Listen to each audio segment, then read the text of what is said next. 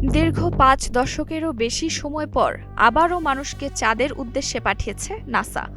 যুক্তরাষ্ট্রের ফ্লোরিডা থেকে আর্টেমিস ২ মিশনের রকেটে ৪ নভোচারী মহাকাশে যাত্রা শুরু করেন। এই মিশনের লক্ষ্য চাঁদের চারপাশ প্রদক্ষিণ করে নিরাপদে পৃথিবীতে ফিরে আসা এবং ভবিষ্যতে চাঁদ ও মঙ্গল গ্রহে মানব মিশনের পথ প্রস্তুত করা।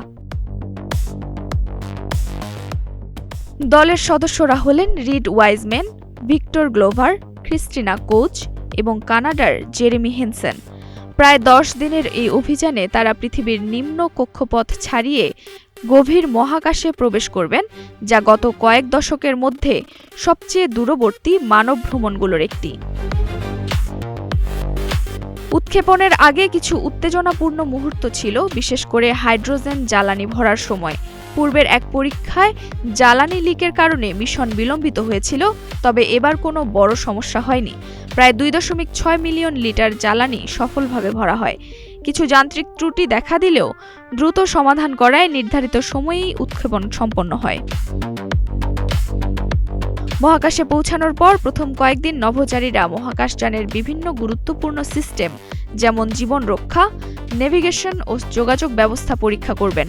সবকিছু ঠিক থাকলে ট্রান্সলুনার ইনজেকশন প্রক্রিয়ার মাধ্যমে তারা চাঁদের পথে যাত্রা শুরু করবেন।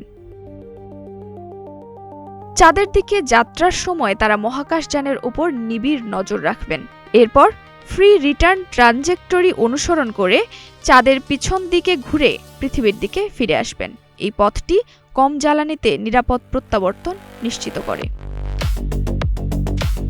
ফেরার পথে আরও কিছু পরীক্ষা চালানো হবে। শেষে মহাকাশযানটি ঘণ্টায় প্রায় ৪০,০০০ কিলোমিটার বেগে পৃথিবীর বায়ুমণ্ডলে প্রবেশ করে প্রশান্ত মহাসাগরে অবতরণ করবে, যেখানে উদ্ধারকারী দল নভোচারীদের ফিরিয়ে আনবে।